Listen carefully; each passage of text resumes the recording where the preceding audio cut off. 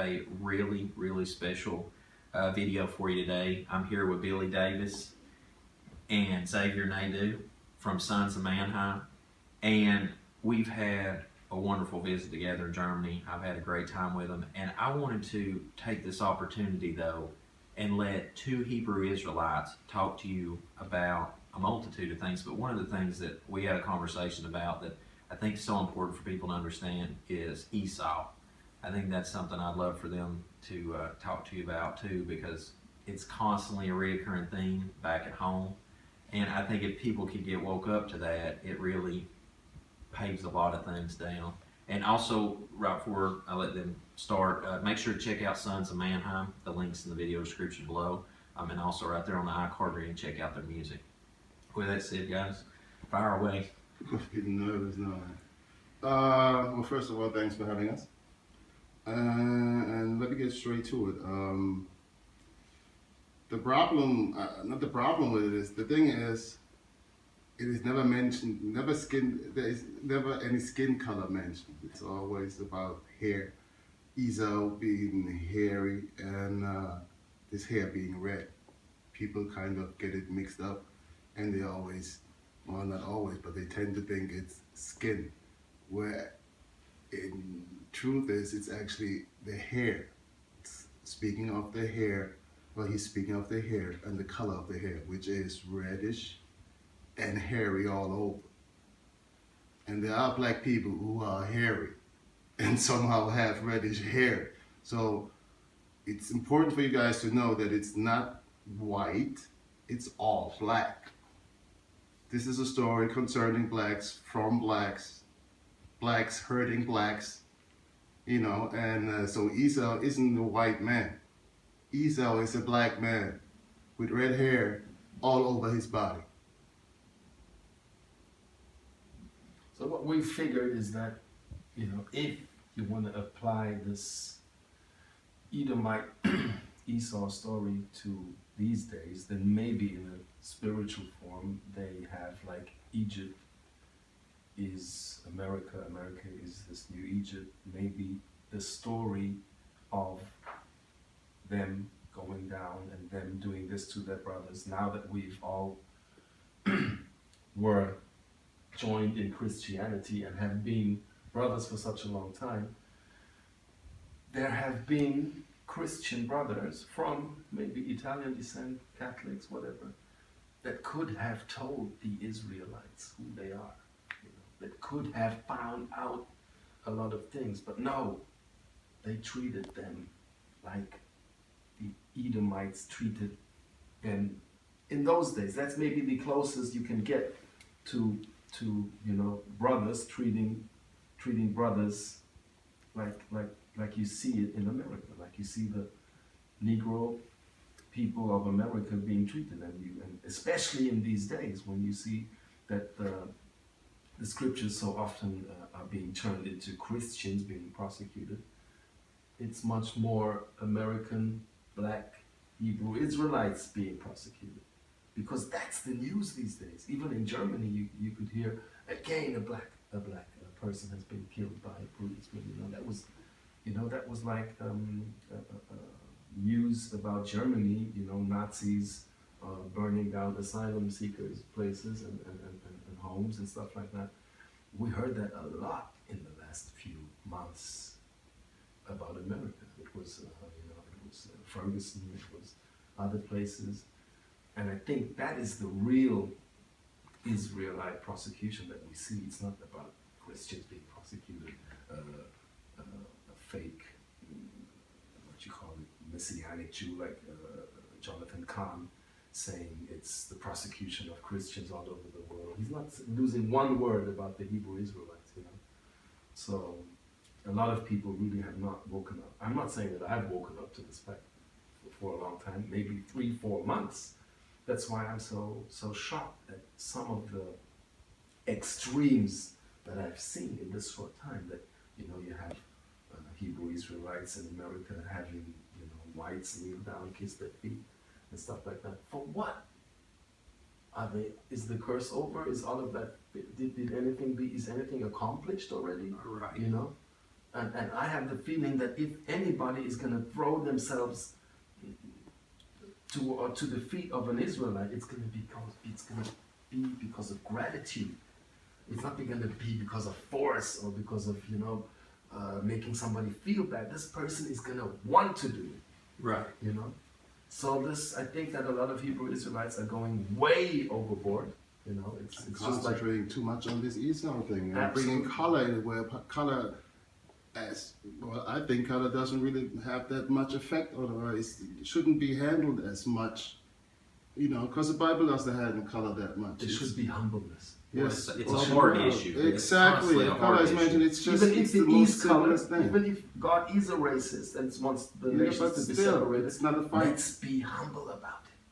You cannot boast anything about it. You have to be the light, and you're not going to be the light if you start the mistreating and the ill-treating and all of that. If you reverse, my people come from South Africa, so I know this reverse racism, that takes place when you just turn the pyramid around. The whole thing is going to just start to be the same pyramid again.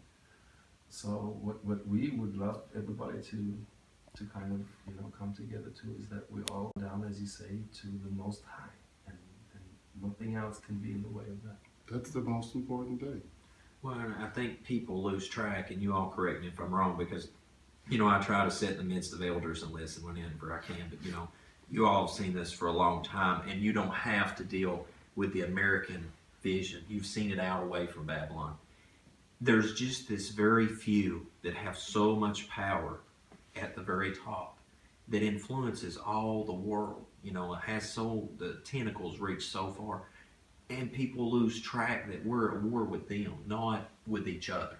And as long as they can keep that pot churned all the time, it just seems like people can't never find center of what is really going on and who we're really fighting.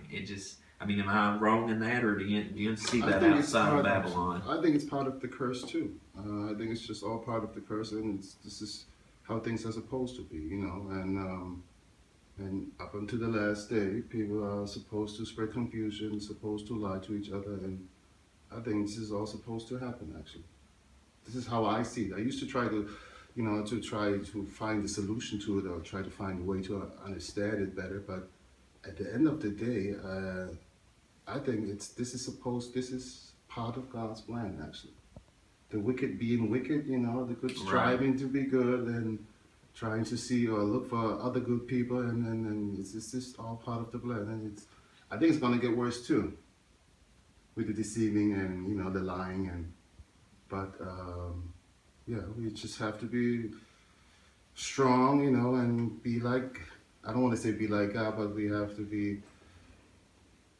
stand our ground, stick to our beliefs, because I think honestly it's gonna get worse.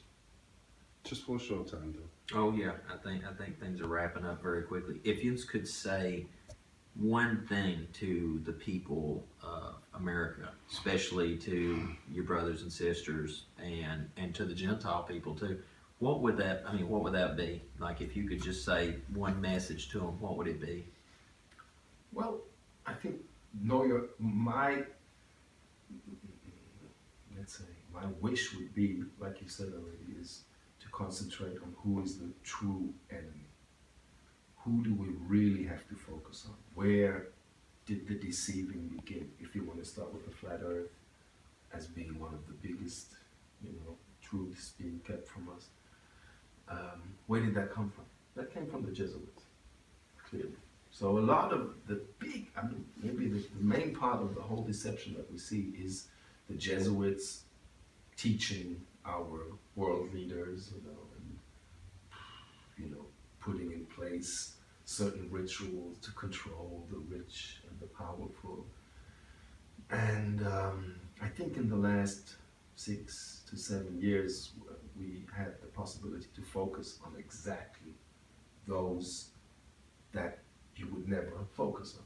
Because, if you know the name of a figure like the Rothschilds, if you know the name of the 13 bloodline family, the DuPonts, the Sinclairs, whoever, if you know their names, then it's not going to be them. They're not the number one whoever is in the world. It's going to be somebody that you've hardly ever heard of. Old men that you think, what are they going to rule and who are they going to have power over? No, this power structure is so old and so evil and so, everything that you would think, that to get a person to confess whatever, they've done it all in the Spanish Inquisition. That's them. They did that. Okay, so they are killing, raping, murdering, and starting wars and whatever they can do for the papacy towards a one world government that is ruled by Rome. So this old Rome is still here. It's never left. It's still regenerated. Here. Of course. Even the Tsars of Russia are Caesars of Rome. That's all the same thing.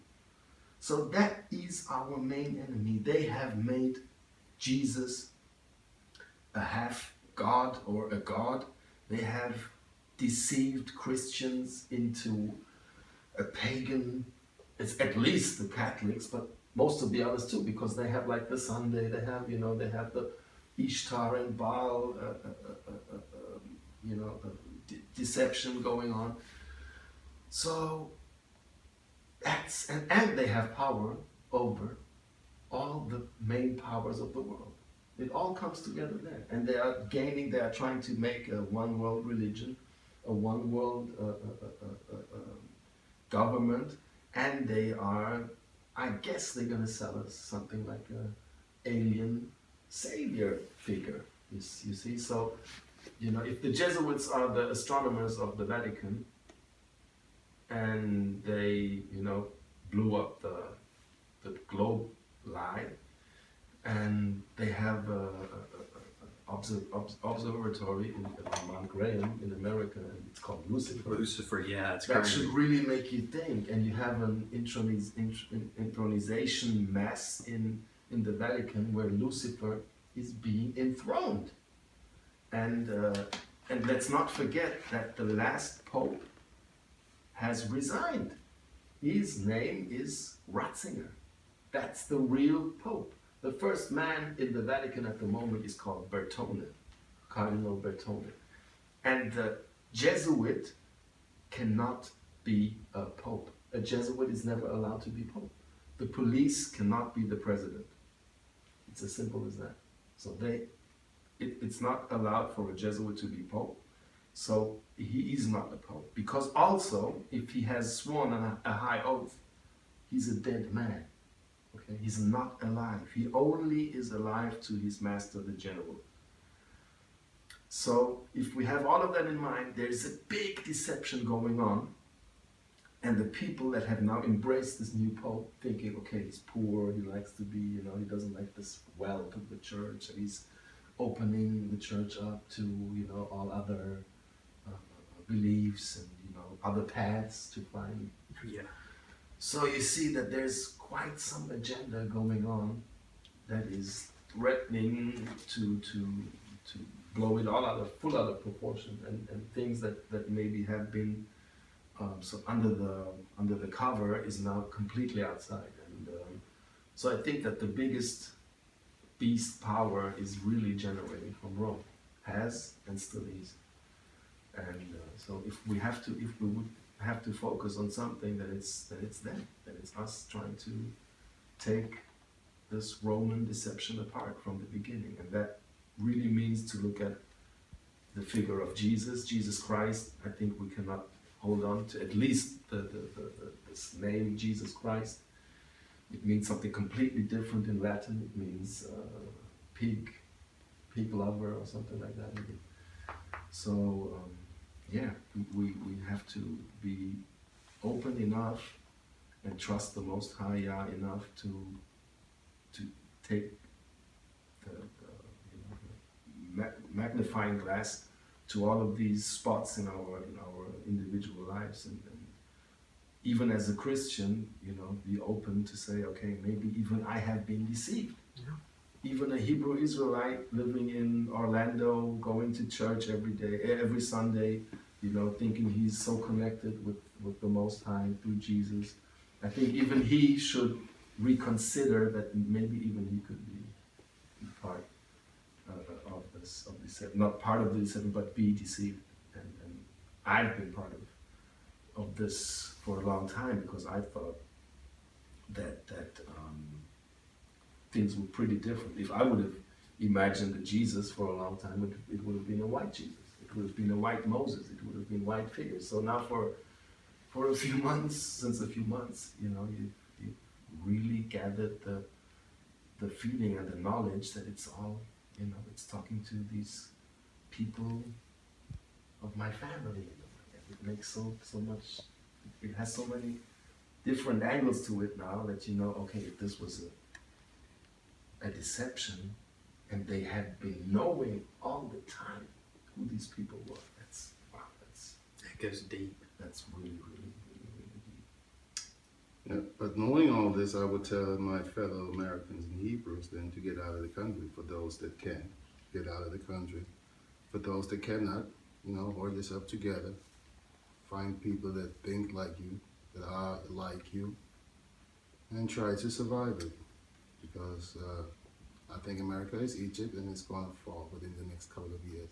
It's already started, so yeah, go to safety, find a safe haven, no matter if it's here, across abroad, or if it's in the States, or maybe even South of America. Just find something safe, find something to go to, if you can. If you cannot, like I said, find people like Lucas and his family, and see if you can help each other out through those hard times, and be there for each other, because God's going to be there for you too.